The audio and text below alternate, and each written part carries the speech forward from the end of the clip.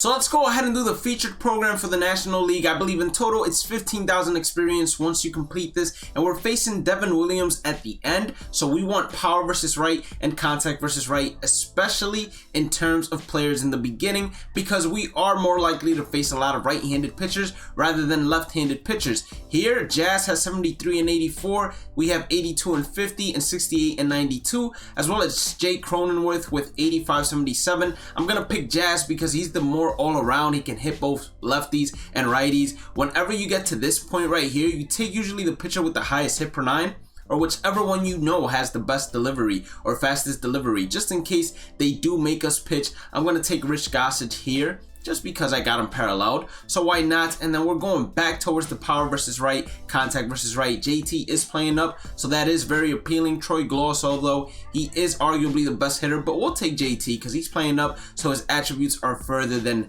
what is set on the card. Willie McCovey, we're gonna pick him up, best hitter we can probably get. And then Nelson Cruz, despite him having horrible fielding, you can't pass up on Nelson Cruz, especially when Nelson Cruz is playing up. I'm sorry, but that is arguably one of the best cards in the game whenever he's playing up. Hanser Alberto, he's better against lefties anyways. We have Thairo Estrada as well. I think you take Jonathan Villar, even though he's playing down one. And then these perks right here, not great perks.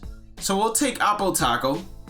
And then for this one right here, significant contact boost in the 7th or later. This is good for showdowns, meaning the first mini showdown boss and then the final mini showdown boss. Always, as I say, equip your perks, set your lineup, and let's go into the first boss. So for Carson Crushes the Friars, we need to get on base twice without giving up a hit. We have 2 innings to do this, and we're facing a right-hander, so contact and power versus right should be how you build your lineup. We're gonna get a base hit with Supercharged Bobby Witt Jr. Usually for missions that you just need to get on base, you also want to take pitches until you have 2 strikes because a walk counts as getting on base. There we go. Nelson Cruz hits a home run. Like I said, be patient, wait until 2 strikes if you're not a great hitter. In the initial drafts, we're sticking to the same formula. We want to go with contact and power versus right, but if you find yourself someone that has great contact and power versus left-handers, you might want to pick them up too, because eventually we are going to face a lefty, maybe. Because there are missions where we are going to be taking pitches until 2 strikes. Exit velo boost with 2-0, 3-1 counts. Green light would be a great perk as well. Next up is you're entering the Crone zone. We're facing the San Diego Padres. We need to tally 4 total bases without giving up a hit. So this is pretty simple. We don't take till 2 strikes. We go ahead and swing at whatever we like. We are facing a lefty. Perfect. That should be it. But since we're facing a... Okay, it is it. So, set your lineup up. Contact versus left, power versus left, and you'll be straight. We have 2 great options in this round. We have either Luis Matos or Yasel Antuna. I think we go with Yasel, or Yasel I should say, because he's a switch hitting third baseman, and switch hitters are a lot better than right-handers. And in addition to that, we get another switch hitter in the silver round with Josh Bell. You can't pass up on these guys. Door Shines in Subway Series is going to be a little bit more easier because we do not have to give up a run. So we need to hit a home run, but we do not have to give up a run. So we're facing a right-handed pitcher loaded up with left-handed hitters. That should go ahead and do it. That was perfectly squared up. My biggest piece of advice when it comes to the missions that you need to hit a home run is lock into one part of the zone. Either you lock in on the bottom half or the top half, and just wait until you get a pitch there, especially with a hitter with power, and just normal swing. You don't need to use power, you don't need to use circle for contact swing, just normal swing, and it should leave at this difficulty. If you get a supercharged card inside your draft, go ahead and use it. We have Bobby Witt supercharged, and now we're getting Tyler O'Neill as well. And then for the perk, unfortunately, none of these perks really go ahead and make me feel good. Inner Peace is going to be what we pick up. Joey is Vodomatic. This one is going to be relatively easy to do because Citizens Ballpark, I'm not even sure if it's called that anymore, but it's easy to hit a home run here because the stadium is small. Not only that, we're facing a righty, so loaded up with power versus right. There we go, Tyler O'Neill. That has to stay fair, right? I mean, that was a moonshot. We were down to our last inning and he came through clutch for us. Green light, that should be good for us against the mini boss, and then we get 2 of them. So the other one that would be good in this situation would be exit velo boost while behind in the count, and this is how we'll always have a perk available for us. So green light is going to be available for us when we are ahead, and then down but not out is going to be available for us when we are behind the count. Inner piece is just going to be for pitches down the middle. It's going to help us out, but we're going to replace that with spark plug, because whenever you are facing any of the red mini bosses, it actually counts as the final inning. Also, whenever you are facing red as a mini boss, you can go ahead and put your best bench hitters to take the spot of any common player or any player you don't want to use, since you never play defense. Showdown versus Stroman shouldn't be too difficult. We are trailing by 1, so just get a man on base and then just score another one. Even better, we start off with the runner on second base. Here I am going to call time,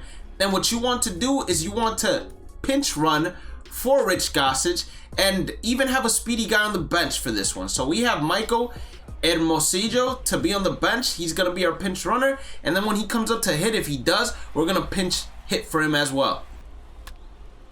We're going to get a base hit that should go ahead and win us the ball game. Another big piece of advice for this is you can take pitches and waste out Marcus Stroman. They'll never pinch or bring in a bullpen arm for him, so you can waste his energy and then get easier at bats. After you face the mini boss, it doesn't matter what you pick up, because you're always getting a diamond player. In terms of perks, Heart Attack, Hero Time, those are usually 2 of the best. Anything that gives you exit velo boost, you're gonna want, and anything that increases your contact boost, you're gonna want as well, especially if the perk is available each and every single at bat, no matter how many runners are on base or how many outs. For example, Hero Time is an excellent perk for the final boss, because it doesn't matter if we're tied, trailing, it's always going to work. So for a Bucko's life for me, we need to tally 2 hits, and one of them could be an extra base hit, but in general, we need an extra base hit as well. So tally 2 hits, 1 extra base hit, and do not give up a run. We are facing a right-handed pitcher, so load it up, power versus left, and your lefties.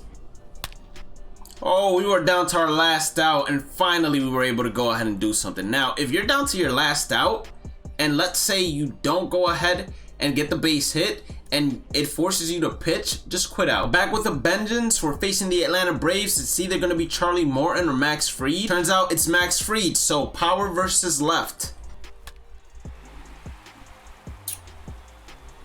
The one thing we weren't supposed to allow, we give it up. Ronald Acuna just turns on the sinker from us. And look, it's perfectly fine if you go ahead and lose at least 1. We're just going to be down 10 as long as we win the next 2. He does it all. Now, I said we would be down 10, but I meant it would be 12 to 10. So we would be down 2. We need to get on base 3 times without giving up 1 hit. So take until 2 strikes. And you're facing a right-hander.